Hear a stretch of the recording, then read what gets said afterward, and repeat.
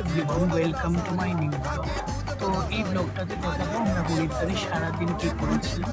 তো প্রথমেই আমরা চলে যাচ্ছিলাম মানসা দেবীর মন্দিরে।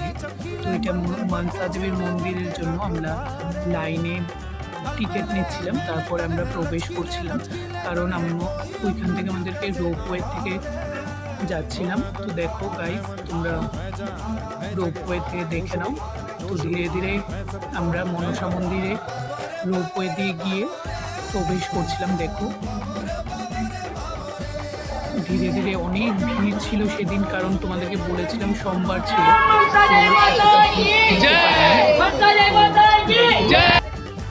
তারপরে আমরা মনসা মন্দির থেকে রোপওয়ে দিয়ে আসছিলাম, কারণ আমাদেরকে আরেকটা মন্দিরে যাওয়ার ছিল।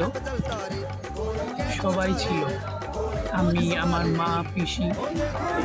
তারপরে চলে গেছিলাম আমরা আরেকটা রোপওয়ে দিয়ে চণ্ডী মাতা দেবী মন্দিরে। দেখো এটা ছিল চণ্ডী মাতা দেবীর মন্দিরের এন্ট্রান্সটা। তারপরে আমরা ধীরে ধীরে ঢুকছিলাম মন্দিরের দিকে।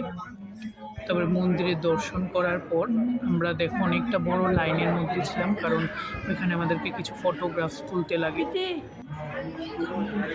আমাদের পুরো গ্রুপ সবাই ছিলাম। তো ধীরে ধীরে আমরা রোপওয়ে যাচ্ছিলাম মন্দিরের নিচে।